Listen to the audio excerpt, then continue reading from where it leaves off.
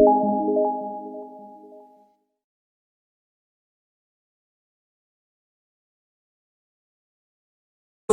Is Satyendra Kumar Verma dear प्रवक्ता। आप लोगों से हम लोग पहले भी मुलाकात कर चुके हैं। पिछले वीडियो में हम लोग बात कर चुके हैं, कई सारे नॉलेज के शेयर कर चुके हैं, कई सारे नॉलेज और सब्जेक्ट को स्टडी कर चुके हैं। आज भी हम कुछ नई बात के साथ में आए हैं, आज भी कुछ नए टॉपिक के साथ में आए हैं और बहुत सारी बातें होंगी, बहुत सारा डिस्कशन भी होगा।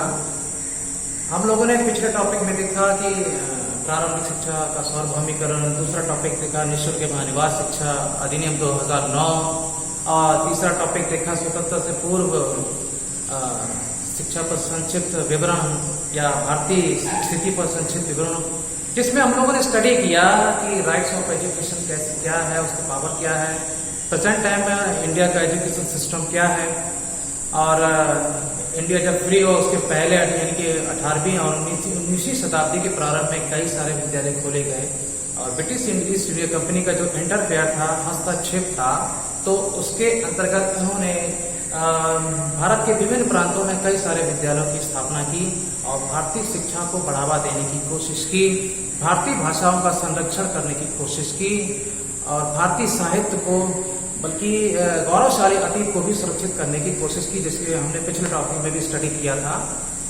और जिस तरीके से आप देख रहे हैं, समझ रहे हैं, समझा भी है कि कई सारे विद्यालय खुले, जैसे कि 1989 में बनारस संस्कृति विद्यालय खुला, 1800 में लॉर्ड वेलेजली द्वारा फोर्ट विलियम कॉलेज खुला।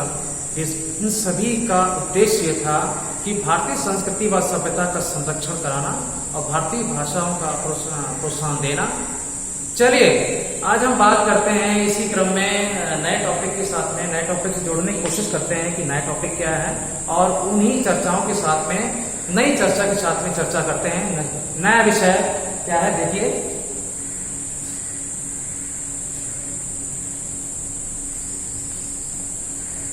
मैकाले की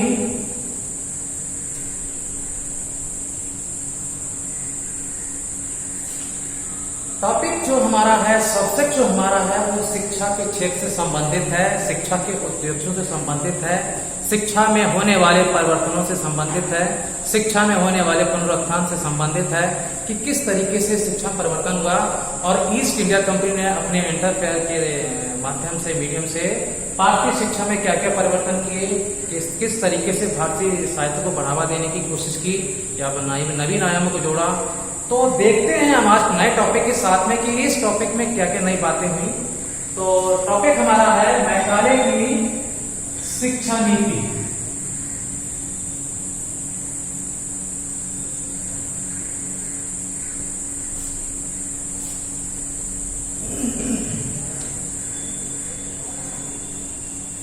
माय डियर स्टूडेंट्स, दोस्तों ये बहुत ही इंपॉर्टेंट टॉपिक है और ये ऐसा टॉपिक है जो आपके कॉम्पिटिटिव एग्जाम से रिलेटेड है, चाहे वो सीटेट एग्जाम से रिलेटेड हो, टीटी हो, सुपरटेट हो, और इसमें भी ऐसे कई सारे क्वेश्चन बन रहे हैं जो आपके प्रीवियस एग्जाम में सीटेट और सुपरटेट में भी आ चुका है।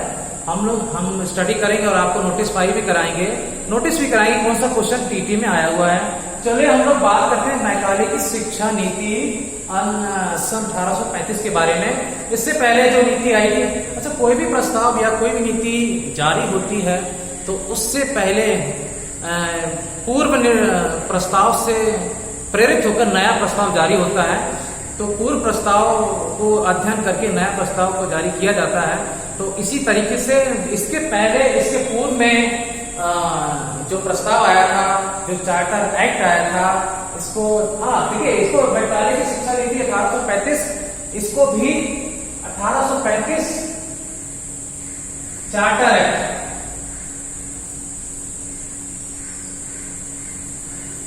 चार्टर एक्ट कहा जाता है।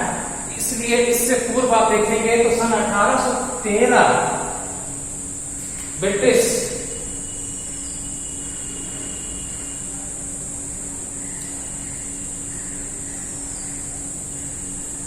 पार्लियामेंट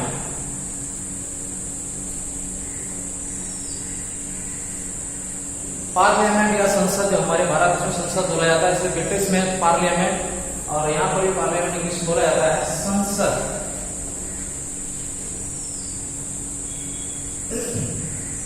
का आज्ञा पत्र।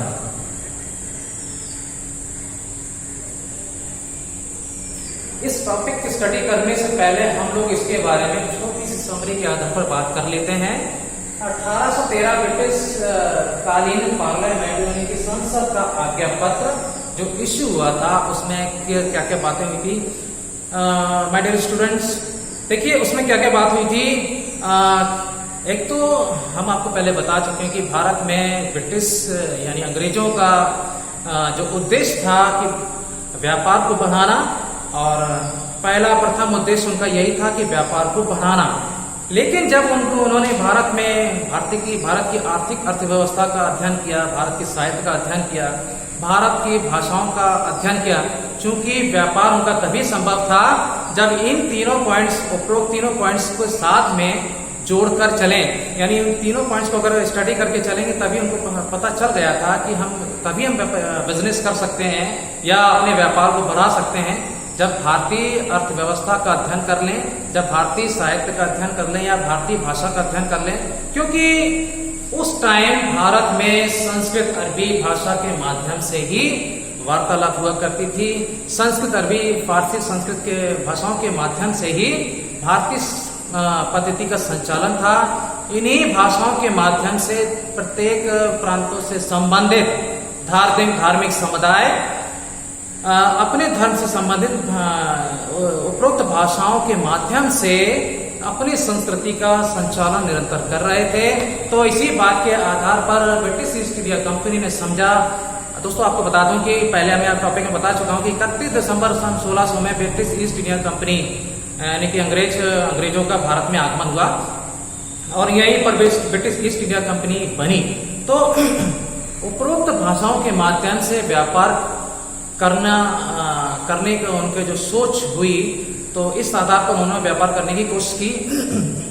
तो दोस्तों फिर अब हम बात कर रहे हैं 1813 ब्रिटिश युग के पार्लियामेंट के आज्ञा पत्र के बारे में।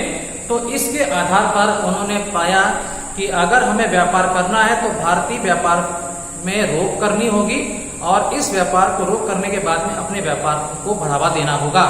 क्योंकि उस टाइम भारतीय संस्कृति में भारतीय अर्थव्यवस्था जो व्यापारिक संबंध थे या ऐश्वर्य से धनी था, तो और संस्कृति भी इतनी प्रचलित थी कि पूरा विश्व भारत में आना चाहता था। आप लोग देख चुके होंगे कि नालंदा विश्वविद्यालय में भी देखेंगे, जो प्राचीन भारतीय शिक्षा का एक बहुत ही शानदार उदाहरण है। तो नालंदा विश्वविद्यालय में देखेंगे जो बौद्ध शिक्षा के माध्यम से बौद्धिस्टों के माध्यम से शिक्षा का प्रचालन था। जो हम लोग सूर्य नमस्कार करते हैं जिसमें 12 चरण होते हैं, तो इसका प्रमाण भी नालंदा विश्वविद्यालय के अध्ययन पर मिलता है। और हम देखेंगे उसी युग में तक्षशिला विश्वविद्यालय का भी अध्ययन करेंगे, तो उस समय भारतीय शिक्षा के साथ साथ में खेल शिक्षा का भी प्रचलन था। तो तक्षशिला विश्वविद्यालय में धनुर्विद्या का, जो हम लोग आज के टाइम पर जिस कई सारे ऑर्गेनाइजेशन हैं, स्पोर्ट्स ऑर्गेनाइजेशंस हैं, जिसमें धनुर्विद्या को आर्चरी बोला जाता है, तो उस धनुर्विद्या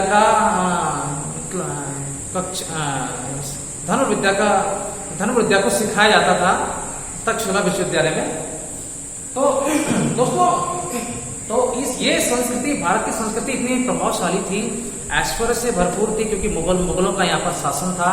तो अंग्रेजों ने इस बात को अच्छी तरह समझा, बल्कि समझ चुके थे कि भारत में राज करना आसान बात नहीं है, भारत में अपने व्यापार को बढ़ाना आसान बात नहीं है। इससे पहले हमें भारतीय संस्कृति का कुछ हस्तक्षेप करना होगा। इससे पहले अपने ये भारतीय भाषाओं को माध्यम से बिजनेस ना करके अपनी भाषा को प्रोत्साहन देना होगा, क्योंकि उनका उद्देश्य था लंदन एजुकेशन सिस्टम को प्रमोट करना, लंदन एजुकेशन सिस्टम को प्रमोट करना। ये बात हालांकि उनके बाद में उनके अंदर आई कि लंदन एजुकेशन सिस्टम के माध्यम से हम अपने बिजनेस को भी फैला सकते हैं और कई देशों से संपर्क बना सकते हैं। तो इस चार्टर एक्ट के अकॉर्डिंग भारतीय व्यापार का जो एकाधिकार था उसको समाप्त कर दिया गया और अंग्रेजों ने अपना हस्तक्षेप करके अपना भारतीय व्यापार को अपने अधीन कर लिया। हालांकि भारतीय व्यापार करने के लिए स्वतंत्र थे, लेकिन अंग्रेजों के हस्तक्षेप के आधार पर। तो सबसे पहले इस एक्ट के अकॉर्डिंग भारतीय व्यापार का रोक लगाई गई और अपने व्यापार को बढ़ावा दिया गया। और उस टाइम चीन से भी उनके ब्रिटिश ईस्ट इंडिया कंपनी के संबंध थे, तो विदेशों से व्यापारिक संबंध थे और उसी माध्यम से व्यापारों को बढ़ावा दिया। यहाँ पर आपने देखा कि तालुबे की स्थापना हुई, भारतीय भाषा का संरक्षण हुआ और इस एक्ट के बाद में 2 गुट सामने आए। पहला गुट था प्राच्यवादी, दूसरा गुट था पाश्चात्यवादी। इसलिए इसे धारा 43 के अंतर्गत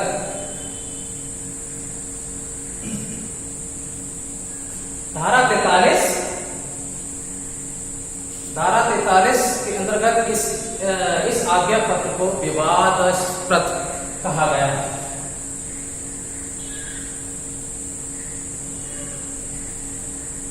या हम कह सकते हैं कि धारा 43 के अंतर्गत ये एक्ट जो है विवादग्रस्त रहा। इस एक्ट के अंतर्गत कि भारतीय व्यापार तो करेंगे और ब्रिटिश ईस्ट इंडिया कंपनी का एकाधिकार रहेगा, भारतीय व्यापारियों का एकाधिकार को समाप्त करके। और दूसरी बात यह थी कि ईसाई मिशनरियों के माध्यम से भारतीय शिक्षा पद्धति का संचालन, और तीसरी बात यह थी कि ईसाई धर्म का प्रचालन, क्रियान्वयन, और चौथी बात यह थी कि भारतीय शिक्षा पद्धति में ईसाई शिक्षा या ईसाई धर्म से संबंधित या ईसाई संबंधित धार्मिक शिक्षा को अनिवार्य कराना। तो इन बिंदुओं के माध्यम से इस एक्ट को लागू किया गया था। तो इस तरीके से इस विवाद से भारतीय जो विद्वान थे वो असहमत हुए और उस असहमति से नया विवाद खड़ा हुआ। हालांकि इस एक्ट के तहत में कहा गया था कि ये एक्ट जो है अगले 20 वर्षों तक जारी रहेगा, इसमें किसी प्रकार का संशोधन नहीं होगा। तो इस एक्ट के आधार पर अंतर्गत जो भी बिंदु निर्धारित हुए थे उनसे भारतीय विद्वान असहमत हुए। इस तरीके से यह धारा 43 के अंतर्गत विवादास्पद कहा गया। और इसके अंतर्गत हम कह सकते हैं कि इस एक्ट में कहा गया था कि भारतीय शिक्षा को प्रोत्साहन करने के लिए, क्योंकि भारतीय शिक्षा में प्रोत्साहन करना तो था, भारतीय साहित्य को बढ़ाना तो था, लेकिन उनको अंग्रेजी शिक्षा का विलय कराना था और अंग्रेजी शिक्षा का पूरी तरह से अनिवार्य करना था। और हम कह सकते हैं अर्थात में कि पाश्चात्य शिक्षा को अनिवार्य कराने की कोशिश थी। इस बात से भारतीय विद्वान असहमत थे और उन्होंने कहा, तो इसमें जो पहला पॉइंट था 1 लाख रुपए धनराशि का व्यय करना, जिसमें कहा गया था कि अंग्रेज या ब्रिटिश ईस्ट इंडिया कंपनी विज्ञान का ज्ञान कराने के लिए इस अंग्रेजी साहित्य को प्रोत्साहन देने के लिए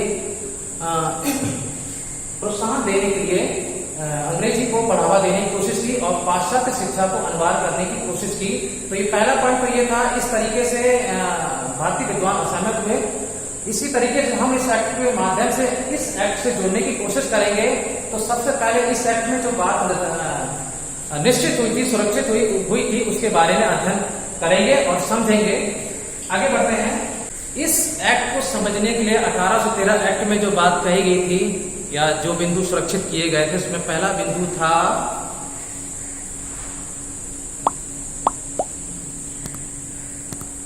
धनराशि। भारतीय शिक्षा के साथ साथ में पाश्चात्य शिक्षा को बढ़ावा देने के लिए 1 लाख रुपए धनराशि की व्यवस्था करना, कि आवश्यकता के मांग के अनुसार 1 लाख रुपए धनराशि का व्यय किया जा सकता है। दूसरा पॉइंट था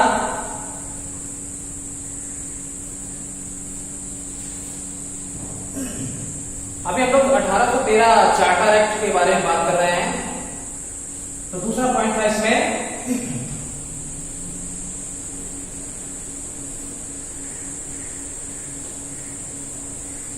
भारतीय विद्वान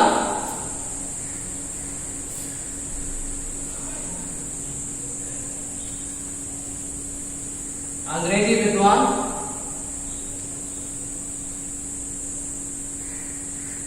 या आप कह सकते हो कि प्राच्यवादी, चूंकि भारतीय विद्वान प्राच्यवादी थे और अंग्रेजी विद्वान थे तो वो पाश्चात्यवादी थे। तो इस तरीके से वो अपनी संस्कृति को बढ़ावा देने के लिए भारतीय बोल रहे थे कि हम आपकी शर्तों को मानने को तैयार हैं, हम आपकी बातों को समझने के लिए तैयार हैं और हम आपके विज्ञान और गणित जो भी विषय आप हमें बताना चाहते हैं, जो भी विषयों के माध्यम से भारतीय शिक्षा को बढ़ाने की गतिशीलता देना चाहते हैं, हम तैयार हैं। भारतीय विद्वानों ने सहमति दी, लेकिन उन्होंने कहा कि अंग्रेजी को माध्यम ना बनाकर फारसी, संस्कृत और अरबी की भाषाओं के माध्यम से भारतीय शिक्षा को गतिशील करने की कोशिश की जाए। और दूसरी तरफ पाश्चात्यवादियों ने कहा कि नहीं, ऐसा मुश्किल है, हम अंग्रेजी भाषा के माध्यम से भारतीय शिक्षा को गतिशीलता देने की कोशिश करेंगे। तो ये विवाद जो अगले 20 वर्षों तक चला। तीसरा पॉइंट था दोस्तों, साहित्य।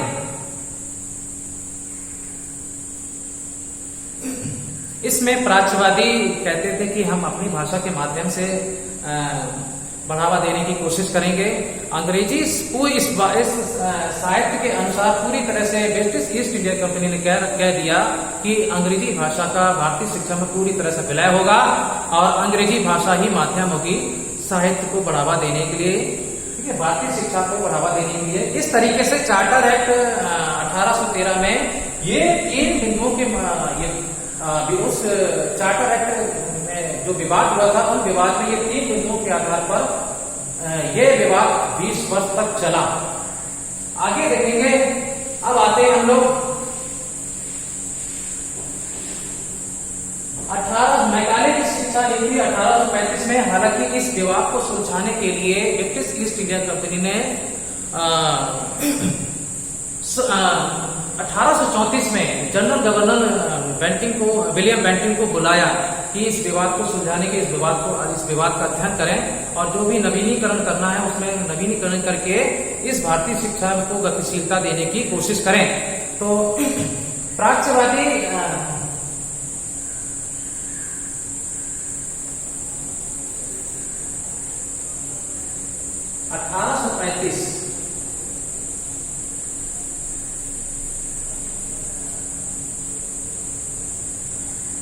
Governor general William Bentinck,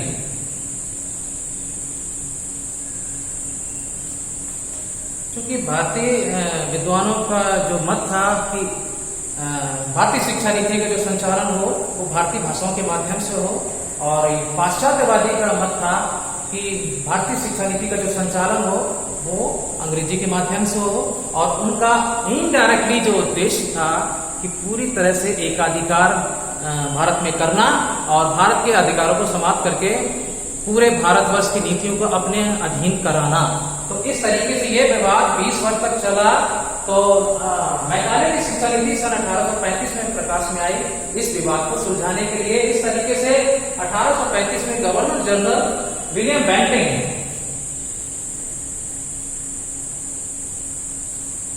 Bentinck Bharat आए और 10 जून सन 1800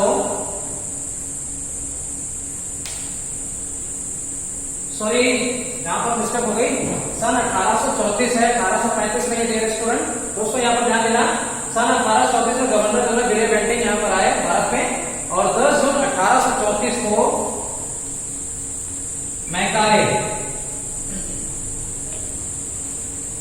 हम लोगों ने मैकाले सुना है, और अंग्रेज ब्रिटिश ईस्ट इंडिया कंपनी के ऐसे कई अधिकारी हैं जिनका लास्ट वाला टाइटल के नाम से ही उसको नीति को प्रकाशित कर दिया जाता है, और लास्ट वाले टाइटल को ज्यादा हम लोग देखते हैं। तो मैकाले का पूरा नाम था बैबिंगटन।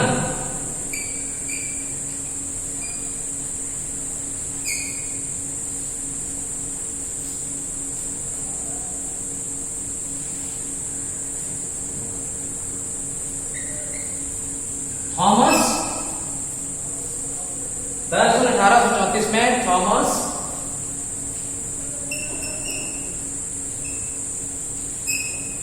बैबिंगटन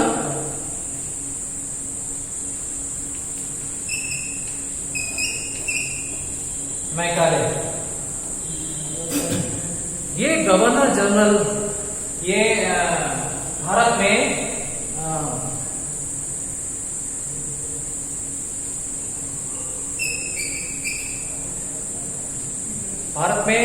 जनरल कमिटी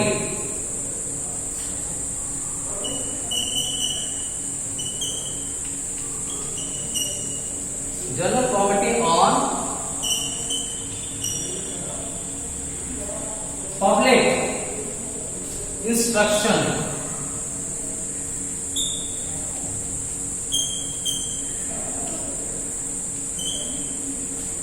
दस जून 1834 को Thomas Babington Macaulay general committee on public instruction के प्रेसिडेंट बनकर भारत में आए और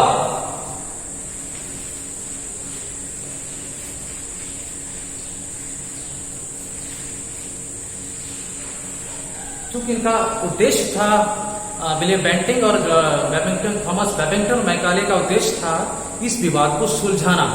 हालांकि इन्होंने इस विवाद को 20 वर्ष का जो विवाद था 9 वर्ष में सुलझाने की कोशिश की।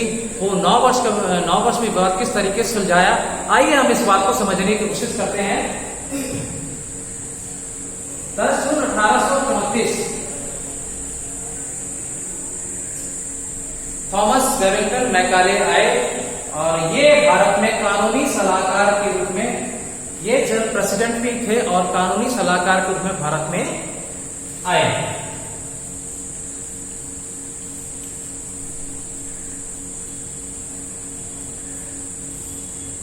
भारत में इन्होंने प्रवेश किया। लॉर्ड मैकाले बोलते हैं थॉमस बेबिंगटन मैकाले। तो लॉर्ड मैकाले बहुत ही प्रसिद्ध शिक्षा शास्त्री थे। इन्होंने भारतीय शिक्षा का बहुत ही अच्छे से अध्ययन किया, भारतीय संस्कृति का बहुत ही अच्छे से अध्ययन किया, भारतीय भाषा को बहुत ही कुशल तरीके से समझने की कोशिश की, क्योंकि ये बहुत ही चातुर व्यक्तित्व से परिपूर्ण थे, बहुत ही चालाक व्यक्तित्व से परिपूर्ण थे।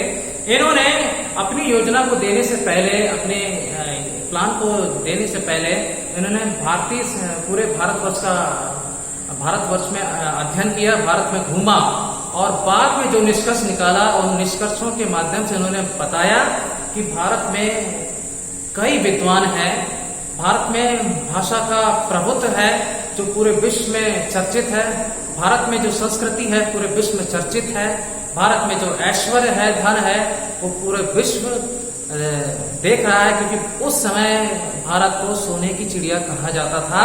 तो लॉर्ड मैकाले इस बात से बहुत ज्यादा प्रभावित थे कि भारत में अगर व्यापार करना है तो इतना आसान बात नहीं है। अगर भारत में व्यापार करना है तो सबसे पहले इन बातों को खत्म करके या रोकना होगा, रोक लगानी होगी, या भारतीय जो धन है उसको अपने योजना के अंतर्गत लागू करना होगा, अपनी योजना के अंतर्गत उपयोग में लाना होगा। तो इस तरीके से लॉर्ड मैकाले ने पूरे भारतवर्ष का बहुत ही अच्छे तरीके से अध्ययन किया था और बताया बाद में कि भारत में बहुत ही विद्वान है, भारत जो है आर्थिक रूप से या अर्थव्यवस्था बहुत ही मजबूत है, सशक्त है और पूरे विश्व में पूरा विश्व खासा प्रभावित था। हम जैसा कि अभी मैंने थोड़ी देर पहले आपको बताया भी है कि नालंदा विश्वविद्यालय, जहां पर पूरा विश्व का छात्र, पूरा वर्ल्ड का स्टूडेंट वहां पर स्टडी करने आता था।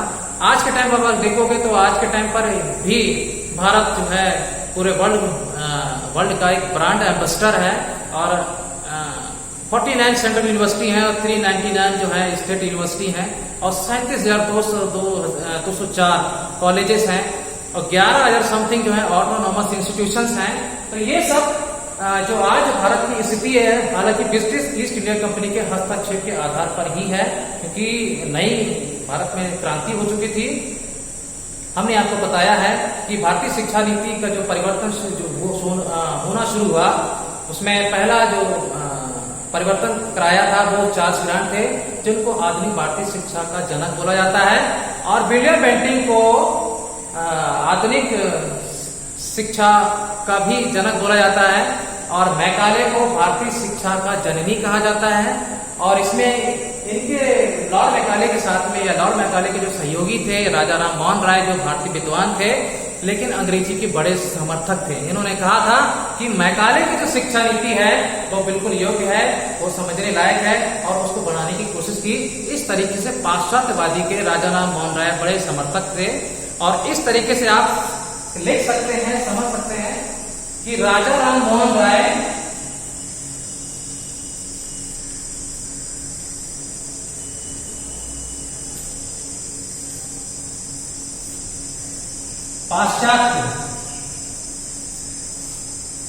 शिक्षा के बड़े समर्थक थे।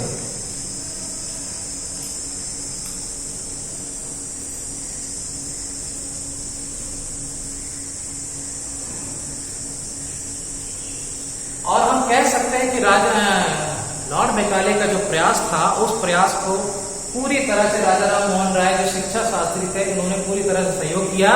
और आपको बता दूं कि आधुनिक भारतीय शिक्षा के भारतीय जनक, आधुनिक भारतीय शिक्षा के जो जनक थे वो प्रथम भारतीय राजा राम मोहन राय थे। हमने आपको भी बताया है कि ब्रिटिश ईस्ट इंडिया कंपनी के जो आधुनिक भारतीय शिक्षा के जनक थे वो चार्ल्स ग्रांट थे, और ये प्रथम भारतीय थे जो आधुनिक भारतीय शिक्षा के भारतीय जनक बोला जाता है, कहा जाता है। नोट कर लीजिए, पिछले टीटी में भी एक क्वेश्चन आ चुका है कि प्रथम आधुनिक भारतीय शिक्षा के प्रथम भारतीय जनक कौन है। तो ये डाउटफुल हो जाता है कि एक तरफ हमने चार्ल्स ग्रांट को भी पढ़ा है, मैकाले को भी पढ़ लिया, क्योंकि भारतीय शिक्षा की जननी है, विलियम बेंटिंक भी हैं, वो जनक हैं, और ये हैं भारतीय। तो पहले भारतीय जनक थे भारतीय शिक्षा, आधुनिक भारतीय शिक्षा के। ठीक है, आगे बढ़ते हैं लोग। डियर स्टूडेंट, आप हमारे इस चैनल को लाइक करते रहिए, शेयर करते रहिए, सब्सक्राइब करते रहिए। आपके प्रयास से हमें प्रेरणा मिलेगी और हम इसी प्रेरणा से अपने प्रयास को सार्थक बनाने की पूरी तरह से पुरजोर कोशिश में लगे रहेंगे। चलिए आगे बढ़ते हैं हम लोग।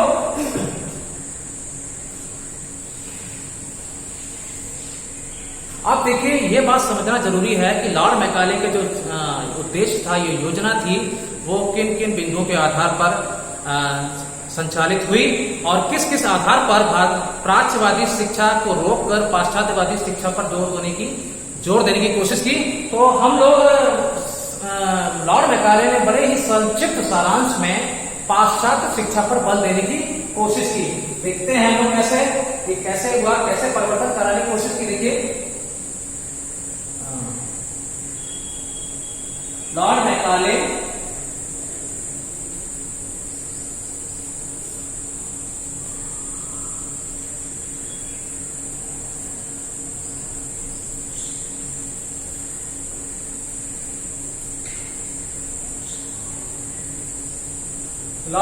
भारतीय शिक्षा से संबंधित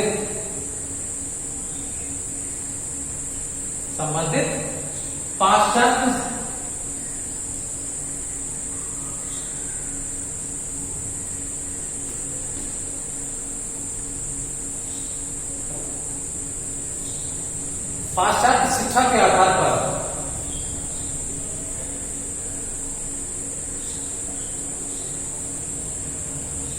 निम्न बिंदुओं पर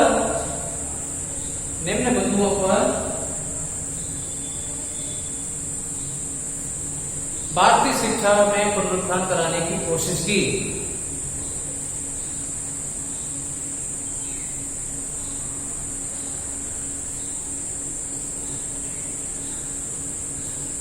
या भारतीय शिक्षा के साथ साथ में अंग्रेजी का विलय कराने की कोशिश की। अब हम लोग पॉइंट देखते हैं कि किन बिंदुओं के आधार पर मैकाले ने संक्षिप्त विवरण दिया और अपनी योजना को लागू करने की जोर देने की कोशिश की।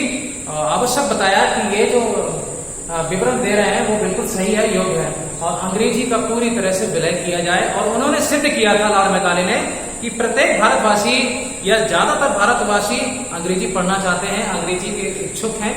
तो इसी आधार पर इन्होंने निम्न बिंदुओं के आधार पर, संक्षिप्त सारांश के आधार पर, कुछ बिंदु के आधार पर पाश्चात्य शिक्षा को बढ़ावा देने की कोशिश की थी। आइए हम देखते हैं किस तरीके से हुआ ये।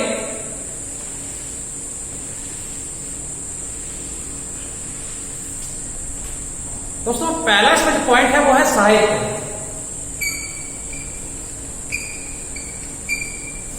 लिटरेचर, इंग्लिश में लिटरेचर बोलते हैं। साहित्य को उन्होंने बोला कि भारतीय साहित्य का जो स्तर है वो यूरोप की लाइब्रेरी में रखी हुई पुस्तकों के समान है।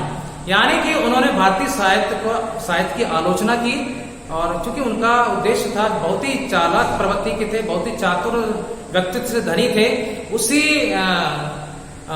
गुण के आधार पर उन्होंने भारतीय शिक्षा को रोककर अंग्रेजी शिक्षा को बढ़ावा देने की कोशिश की और आवश्यक बताया कि अंग्रेजी शिक्षा ही एक ऐसा साध्य है जिसकी सहायता से हम भारतीय शिक्षा में नई क्रांति कर सकते हैं। देखिए, indirectly British east India company का उद्देश्य था या मैकाले का उद्देश्य था कि ईसाई धर्म को अनिवार्यता के रूप में लागू करना और भारत में एकाधिकार को पूरी तरह समाप्त करना और अंग्रेजों के जो व्यापार है, जो उद्देश्य पूरी तरह से एकाधिकार के रूप में संचालित कराना।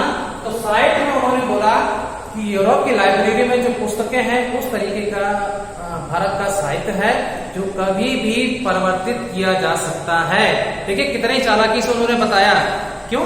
क्योंकि उन्होंने इस बात को समझा था, पूरे देश का जो भ्रमण किया तो उसमें सबसे पहले उन्होंने अध्ययन किया कि भारत में कई प्रांत हैं और कई प्रांतों में अलग अलग संस्कृति है, भाषाएं हैं और इस आधार पर एक एक करके हम हर राज्य में एकाधिकार करते जाएंगे। इस तरीके से पूरे भारतवर्ष में एकाधिकार कर लेंगे, हर अधिकार कर लेंगे। तो उसी आधार पर इन्होंने कहा कि भारत में यूरोप में जो किताबें हैं, पुस्तकालय है, पुस्तकालय में रखी हुई पुस्तकों के समान है भारत का साहित्य, जो कभी भी बदला जा सकता है। दूसरा उनका पॉइंट जो था,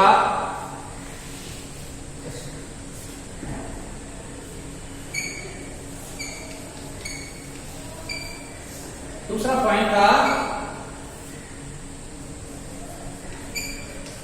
भाषा। दोस्तों, दूसरा पॉइंट इनका भाषा था। क्योंकि भारतवर्ष में कई भाषाएं थी, तो हम लोगों ने देखा कि भारत में संस्कृत देखा, अरबी और फारसी भाषाओं का संचालन था। तो इस प्राच्यवादी भाषा को रोककर पाश्चात्यवादी सिख भाषा का बल देना, तो इन्होंने इस आधार पर कहा कि हम इसके आधार पर भारतीय शिक्षा में क्रांति नहीं कर सकते हैं। भारतीय शिक्षा में परिवर्तन कराने के लिए इन भाषाओं के अलावा या इन भाषाओं को छोड़कर अंग्रेजी की सहायता से हम नई क्रांति लागू कर सकते हैं, नई क्रांति ला सकते हैं, भारत में नया परिवर्तन करा सकते हैं। क्यों? क्योंकि उन्होंने पूरी तरह से जोर देकर कहा था कि भारतीय खुद इच्छुक हैं अंग्रेजी को पढ़ने के लिए, अंग्रेजी को समझने के लिए।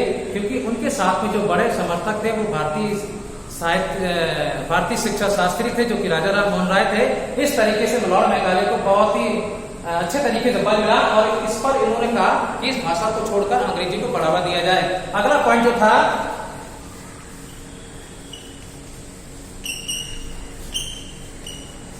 छात्रवृत्ति। क्योंकि हमने आपको पहले ही बताया कि लॉर्ड मैकाले जो बहुत ही चातुर व्यक्ति से परिपूर्ण थे, तो उन्होंने बड़े ही चालाकी से कहा कि अगर हम किसी विषय का रुचिपूर्ण तरीके से अध्ययन करें, अगर हम किसी विषय का सफल तरीके से अध्ययन करें, तो छात्रवृत्ति देने की कोई आवश्यकता नहीं है।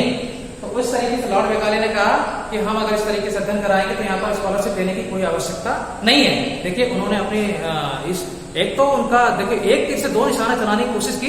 एक तो छात्रवृत्ति को रोकना और साथ ही अपने ईसाई धर्म को अनिवार्य रूप से लागू कराना, बढ़ावा देना और उनको धनराशि की व्यवस्था करना। क्योंकि जो धनराशि की जो व्यवस्था थी, उन्होंने लॉर्ड मैकाले ने जोर देकर कहा कि इस धनराशि का हम कभी जो व्यय किया जाए तो पूरी तरह से ईसाई मिशनरियों के आधार पर किया जाए, पूरी तरह से ईसाई धार्मिक शिक्षा के आधार पर किया जाए, पूरी तरह पाश्चात्यवादी शिक्षा पर ही खर्च की जाए। तो इस तरीके से छात्रवृत्ति को उन्होंने बोला कि इसकी कोई आवश्यकता नहीं है। अगला इसमें पॉइंट है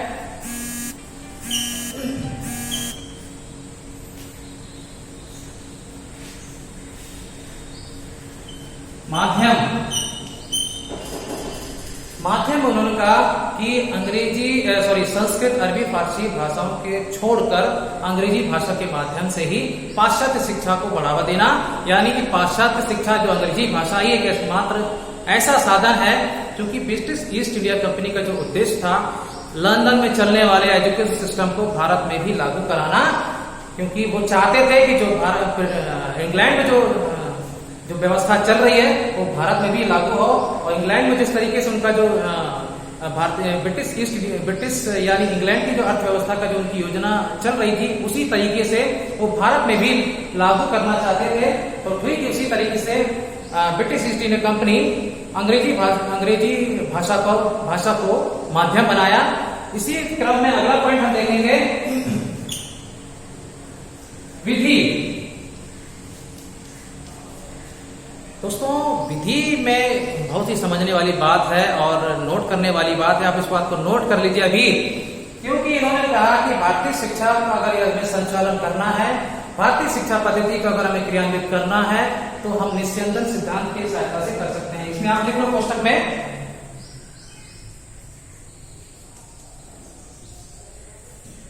लॉर्ड मैकाले ने निस्यंदन सिद्धांत दिया। निस्यंदन, जिसे डाउनवर्ड फिल्टर्स थ्योरी बोलते हैं। तो अगला पॉइंट था विधि। जैसे कि मैंने आपको बताया कि लॉर्ड मैकाले बहुत ही चातुर व्यक्तित्व के धनी थे और इसी के आधार पर उन्होंने कहा कि निस्यंदन सिद्धांत, निस्यंदन सिद्धांत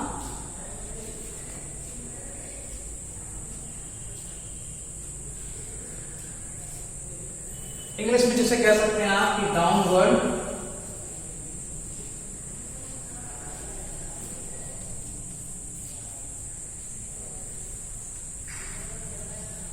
फिल्ट्रेशन थ्योरी, इसका इस विधि को लागू करने का मत था। क्योंकि उनका पाश्चात्य शिक्षा को बढ़ावा देने की कोशिश थी, तो उन्होंने बड़े ही चातुर व्यक्तित्व के चातुर तरीके से यानी चालाकी से इस विधि को लागू किया।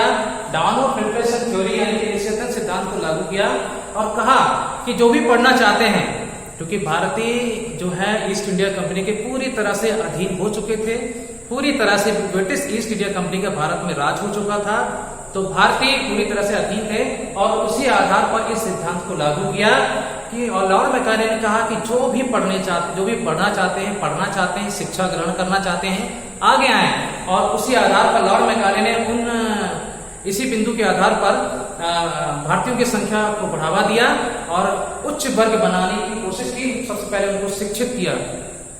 इस सिद्धांत के अनुसार इन्होंने लॉर्ड मैकाले ने कहा कि उच्च वर्ग को शिक्षित किया जाए, जो पढ़ना चाहते हैं उनको आगे लाएं और इसी आधार पर उनको शिक्षित करके वो निम्न वर्ग को शिक्षित करें। इस सिद्धांत को ये टीटी में क्वेश्चन आता है, लास्ट टीटी एग्जाम में भी क्वेश्चन आया, सुपर टेट में भी आया है कि निस्यंदन सिद्धांत को किस उपनाम से जाना जाता है, जानते हैं या किस उपनाम से जाना जाता है? तो इसका दूसरा नाम है छनाई सिद्धांत, जिसे छन्नी का सिद्धांत भी कहते हैं, जो उच्च वर्ग से निम्न वर्ग से शिक्षा का स्थानांतरण होता रहे और धार्मिक शिक्षा की अनिवार्यता भी होती रहे। धार्मिक शिक्षा को सभी अध्ययन भी करते रहे, क्योंकि ब्रिटिश ईस्ट इंडिया कंपनी का जो उद्देश्य था धार्मिक शिक्षा को बढ़ावा देना, और ये बढ़ावा किससे मिल रहा था? ईसाई मिशनरियों के माध्यम से, क्योंकि ईसाई मिशनरी उनके पास एक मजबूत पहलू था जिसके माध्यम से भारतीय शिक्षा को संचालित करने की कोशिश हो रही थी। तो उसी आधार पर उन्होंने निस्यंदन सिद्धांत को लागू किया। अगला जो पॉइंट है, दोस्तों आप हर पॉइंट्स को लिखते रहिए, समझते रहिए, क्योंकि ऐसे बहुत सारे पॉइंट्स हैं जो कॉम्पिटिटिव से रिलेटेड है। इसी के आधार पर अगला पॉइंट, लास्ट पॉइंट, अनुदान, जिसे इंग्लिश में सब्सिडी बोलते हैं। दोस्तों अनुदान का जो उनका जो आधार था देने का, बताने का, तो उन्होंने बोला कि भारतीय शिक्षा परिवर्तन कराने के लिए ईसाई धर्म का बढ़ावा दिया जाए और इसी धर्म को बढ़ावा देने के लिए इसी धर्म पर ही खर्चा किया जाए। पाश्चात्य शिक्षा को बढ़ावा देने के लिए आवश्यक धनराशि का विलय किया जाए। तो इस तरीके से उन्होंने कहा कि 1 लाख रुपए की जो 1813 में चार्टर एक्ट के मुताबिक जो 1 लाख रुपए धनराशि की जो व्यवस्था थी, उसकी व्यवस्था ईस्ट इंडिया कंपनी के अधीन चल रही व्यवस्था के अंतर्गत की जानी चाहिए। यानी कि पाश्चात्य शिक्षा को बढ़ावा देने के लिए आवश्यकता के रूप में उस 1 लाख रुपए धनराशि का विलय किया जाए और साथ ही साथ में पाश्चात्य शिक्षा को बढ़ावा दिया जाए, ना कि भारतीय भाषाओं के बढ़ाने के लिए धनराशि का विलय किया जाए। ऐसा लॉर्ड मैकाले का योजना थी। ऐसे ये लास्ट पॉइंट था। इस तरीके से उन्होंने संक्षिप्त सारांश में भारतीय शिक्षा को बढ़ावा देने के लिए या भारतीय संस्कृति को बढ़ावा देने के लिए उसको पीछे करके अंग्रेजी साहित्य को बढ़ावा देने की कोशिश की। इसी आधार पर लॉर्ड मैकाले ने 2 फरवरी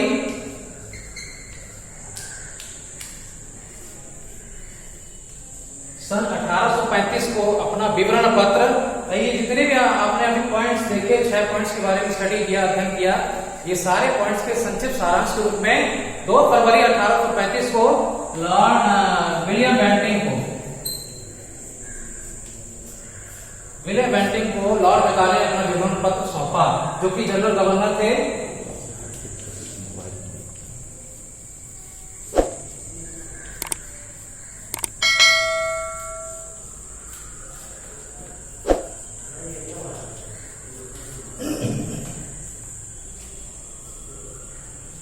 दोस्तों, अब लॉर्ड विलियम बेंटिंग ने इस विवरण पत्र को जब स्टडी किया, स्टडी करने के बाद में 7 मार्च सन 1835 को पूरी तरह से भारत में लागू कर दिया, और उन्होंने निम्न बिंदु के माध्यम से या पाश्चात्य शिक्षा को बढ़ावा देने के लिए संबंधित बिंदुओं के माध्यम से इस विवरण को प्रस्तुत किया। देखिए वो बिंदु क्या थे, आगे देखते हैं।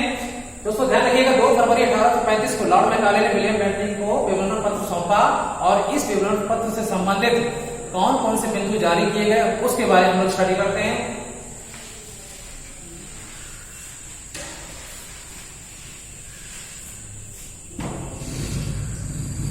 इसमें पहला पॉइंट था,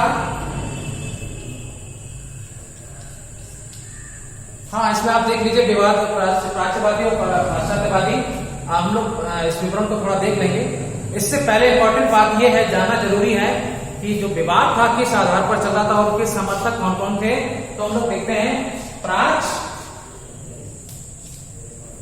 प्राच्य व पाश्चात्य।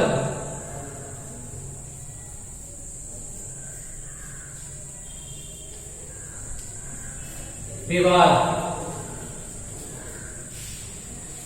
ये बहुत ही इंपॉर्टेंट थिंग है कि प्राच्यवादी और पाश्चात्यवादी का विवाद क्यों होना था और कौन कौन की समर्थक थे, ये जानना जरूरी है। तो हम लोग इसको देखते हैं। प्राच्यवादी,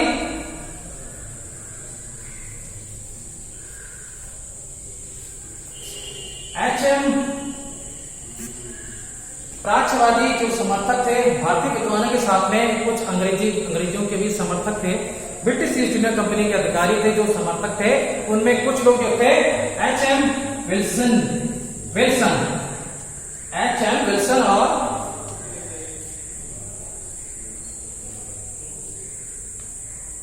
एच.डी.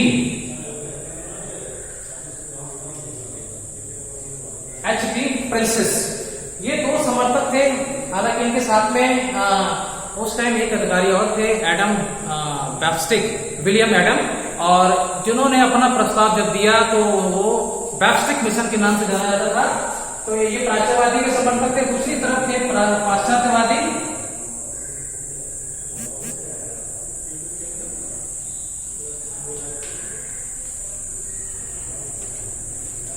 दोस्तों ध्यान से देखिए, पाश्चात्यवादी के जो समर्थक थे वो कौन थे? डेविड बियर,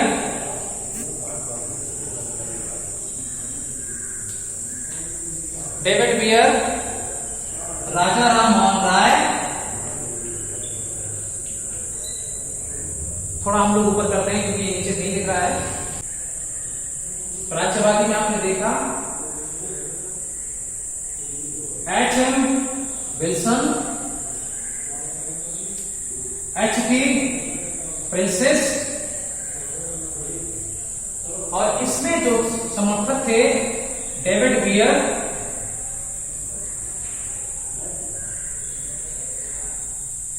दोस्तों ध्यान से देखिए, इसको नोट करके रखना आप, और इसको अगर आप ध्यान से देखोगे बहुत ही यूजफुल टॉपिक है, स्टडी फुल टॉपिक है। इसको अगर स्टडी करेंगे तो आपके टीटी और सुपर टेट और सीटेट के एग्जाम में ये काम आएगा, क्योंकि इसमें ऐसे बहुत सारे क्वेश्चन हैं जो रिमाइंड होंगे। डेविड बियर और लॉर्ड मैकाले, और इनके पाश्चात्य शिक्षा के सबसे बड़े, पाश्चात्यवादी शिक्षा के जो सबसे बड़े समर्थक थे वो थे भारतीय शिक्षाविद, यानी कि राजा राम मोहन राय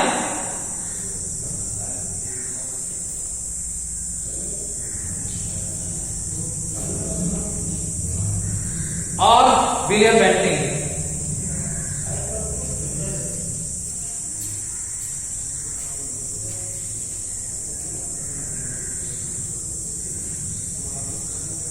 हमने इस बात को इसलिए बताया क्योंकि ये बात जानना जरूरी था कि प्राच्यवादी और पाश्चात्यवादी कौन थे, और पाश्चात्य शिक्षा को बढ़ावा देने के लिए जो प्रयास था वो किस तरीके की था, उनके समर्थक थे कौन थे और इनके समर्थक कौन थे, इस तरीके से। अब इसमें जो सबसे महत्वपूर्ण जो पहलू है, जो मजबूत पहलू था, वो ये था, इसके आधार पर इन्होंने पाश्चात्य शिक्षा को बढ़ावा देने की कोशिश की, पाश्चात्य भाषा को बढ़ावा देने की कोशिश की। अब हम लोग समझते हैं कि जो 7 मार्च 1835 को विवरण पत्र जो लॉर्ड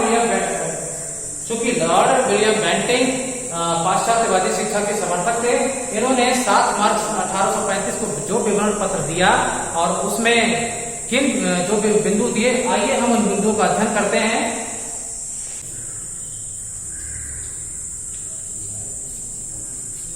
लॉर्ड विलियम बेंटिंग ने अपने विवरण जो ये लॉर्ड मैकाले का विवरण पत्र था पूरी तरह से भारतवर्ष में लागू कर दिया और बता दिया।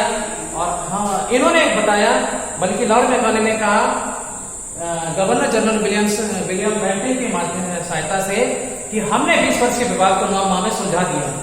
और जबकि ये विवाद 1833 आज्ञा पत्र में भी नहीं सुलझ पाया था, क्योंकि ये विवाद जो है, जो लॉर्ड मैकाले शिक्षा नीति 1835 में आई, जबकि दूसरा आज्ञा पत्र था वो 1833 कहा जाता है, इसलिए ये विवाद निरंतर चलता रहा। लेकिन इनका जो मत था, इन्होंने कहा कि 20 वर्ष के विवाद को हमने 9 माह में सुलझा दिया। कैसे देखते हैं। एक तो भारतीय व्यापारियों का एकाधिकार करना, ब्रिटिश ईस्ट इंडिया कंपनी का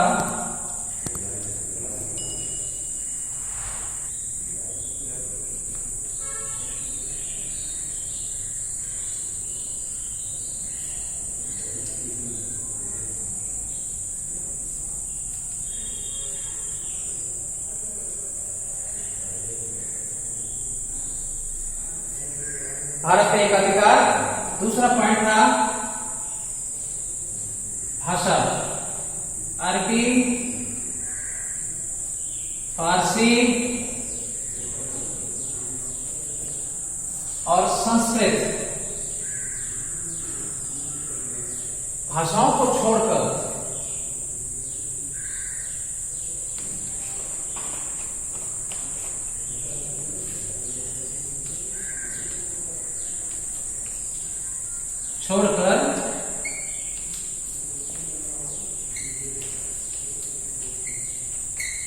अंग्रेजी भाषा के माध्यम से भारतीय शिक्षा पद्धति का संचालन किया जाए, पाश्चात्य शिक्षा को बढ़ावा दिया जाए। क्योंकि इन्होंने पूरी तरह से कहा था कि भारतीय अंग्रेजी पढ़ने के इच्छुक हैं, अंग्रेजी सीखना चाहते हैं, रुचि लेते हैं। उसी आधार पर इन्होंने कहा, क्योंकि उनके पास मजबूत पहलू था, राजा राम मोहन राय, इसलिए उन्होंने कहा कि भारतीय खुद अंग्रेजी पढ़ना चाहते हैं। तो इसी आधार पर कहा, लॉर्ड विलियम बेंटिंग के विवरण पत्र में बात आई कि इन भाषाओं को छोड़कर अंग्रेजी भाषा के माध्यम से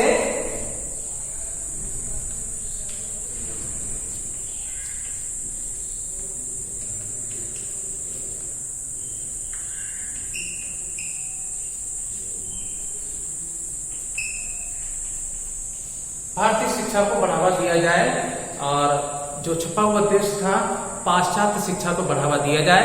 पूरी तरह से अंग्रेजी भाषा का विलय करके भारतीय शिक्षा में क्रांति कराई जाए। इसलिए लॉर्ड मैकाले को भारतीय शिक्षा का जननी कहा जाता है। दोस्तों ध्यान रखिएगा, नोट करने वाली बातें हैं। आगे बढ़ते हैं लोग।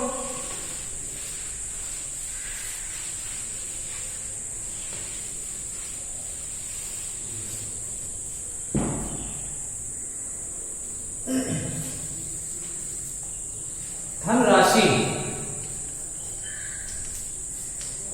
इस पॉइंट्स में कहा गया था कि भारतीय पाश्चात्य शिक्षा से संबंधित जो भी पहलू हैं, संबंधित पहलू था ईसाई धर्म को बढ़ावा देना, ईसाई मिशनरी की सहायता से शिक्षा देने की कोशिश कराना, और संबंधित शिक्षकों के व्यय देने के लिए, पैसा धन देने के लिए 1 लाख रुपए धनराशि की व्यवस्था पूरी तरह से पाश्चात्य शिक्षा पर ही की जाए, ना कि प्राच्यवादी शिक्षा पर की जाए। तो प्राच्यवादी शिक्षा को पूरी तरह छोड़ दिया गया और पाश्चात्य शिक्षा के आधार पर धनराशि का अपनी इच्छा अनुसार ब्रिटिश ईस्ट इंडिया कंपनी कर सकती है, आवश्यकता के अनुसार।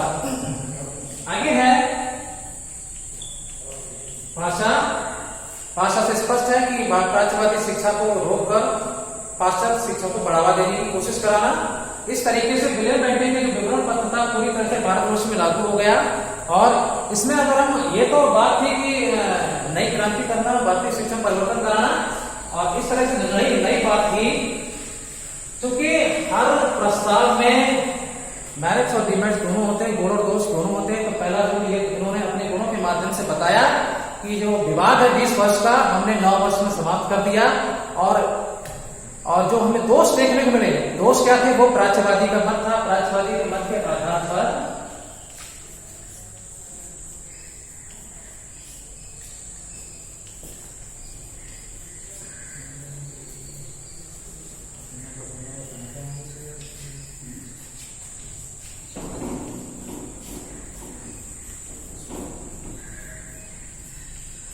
लॉर्ड मैकाले के दोष देखने को मिले।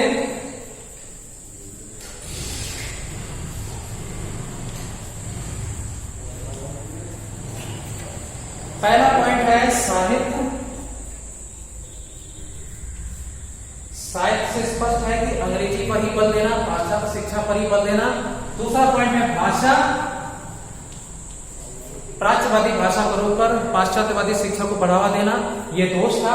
यानी कि इन्होंने प्राच्यवादी शिक्षा की अवहेलना की, आलोचना की और कहा कि अगर भारतीय शिक्षा में परिवर्तन कराना है तो अंग्रेजी शिक्षा का सबसे बड़ा महत्व है। तो भारतीय शिक्षा का अगर परिवर्तन करना चाहते हैं तो संस्कृत, अरबी, फारसी भाषाओं के माध्यम से नहीं कर सकते हैं। और इनकी जो ये बात जो स्पष्ट हुई थी, वो सबसे बड़े समर्थक के रूप में भारतीय शिक्षाविद ने जो किया था, राजा राम मोहन राय ने कहा था कि अंग्रेजों का जो विवरण पत्र है जो पूरी तरह से योग्य है, सरल है, सुव्यवस्थित है, व्यवस्थित है और इसके आधार पर भारतीय शिक्षा में क्रांति कर सकते हैं, परिवर्तन ला सकते हैं इस तरीके से। और तीसरा पॉइंट यही था धनराशि, कि 1 लाख रुपए धनराशि की व्यवस्था या 1 लाख रुपए धनराशि का जो व्यय है वो अंग्रेजी या पाश्चात्य शिक्षा पर ही की जाए, क्योंकि अंग्रेजी एक ऐसा माध्यम है, साध्य है, जिसके माध्यम भारतीय शिक्षा में नया परिवर्तन किया जा सकता है। तो दोस्तों ये इस तरीके से आपने देखा, आज का जो विषय देखा लॉर्ड मैकाले की शिक्षा नीति जो 1835, बहुत ही इंपॉर्टेंट टॉपिक है।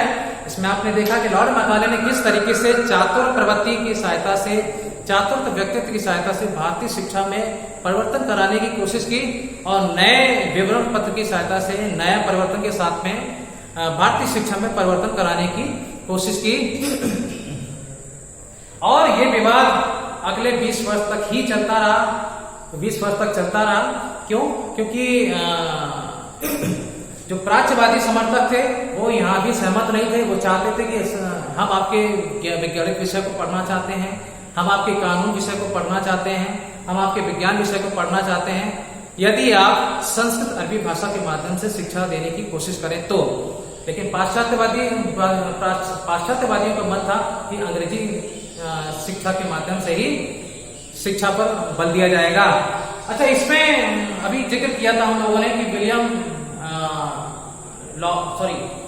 एडम अधिकारी थे जो इस योजना से असंतुष्ट थे, इस विवरण पत्र से असंतुष्ट थे। उन्होंने पाया कि भारतीय भाषाओं की आलोचना हो रही है, भारतीय भाषाओं को रोका जा रहा है, क्योंकि ब्रिटिश ईस्ट इंडिया कंपनी का या लॉर्ड मैकाले की जो नीति थी पूरी तरह से धार्मिक शिक्षा पर रोक लगाना और केवल अपने धर्म को यानी ईसाई मिशनरी की सहायता से ईसाई धर्म की शिक्षा को बढ़ावा देना और पाश्चात्य शिक्षा को बढ़ावा देना और भारतीय धार्मिक शिक्षा पर पूरी तरह से रोक लगाना। तो विलियम एडम्स ने कहा कि भारतीय भाषा का साथ साथ में पाश्चात्य शिक्षा यानी प्राच्यवादी भाषाओं के साथ साथ में पाश्चात्य शिक्षा को भी बढ़ावा दिया जाए, पाश्चात्यवादी शिक्षा की संस्कृति को भी बढ़ावा दिया जाए और भाषा की अवहेलना ना करके, भारतीय भाषा की अवहेलना ना करके इनको भी इनके माध्यम से भी शिक्षा की व्यवस्था की जाए। तो बैप्टिस्ट मिशन के नाम से जाना जाता है।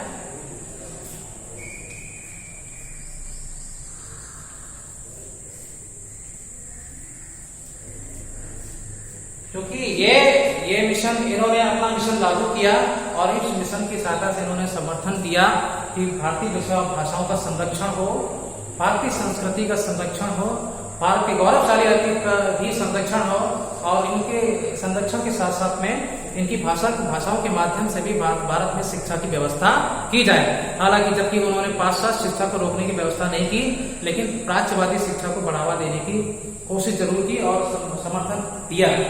तो इस तरीके से दोस्तों ये लॉर्ड मैकाले का आज का जो विषय था, इंपॉर्टेंट टॉपिक था। और ये 1835 का जो लॉर्ड मैकाले 1835 जो नीति थी बहुत ही समझने योग्य है। आप इसको समझिए, अध्ययन करिए, स्टडी करिए। और लास्ट में हम आपसे कहना चाहेंगे कि हमारे इस प्रयास को लाइक कीजिए, सब्सक्राइब कीजिए, शेयर कीजिए। आपके इस प्रयास से हमें मोटिवेशन मिलेगा, प्रेरणा मिलेगी और हम अपने प्रयास को इसी तरीके सार्थक रूप से जारी रखेंगे। Thank you so much. Thank you very much दोस्तों।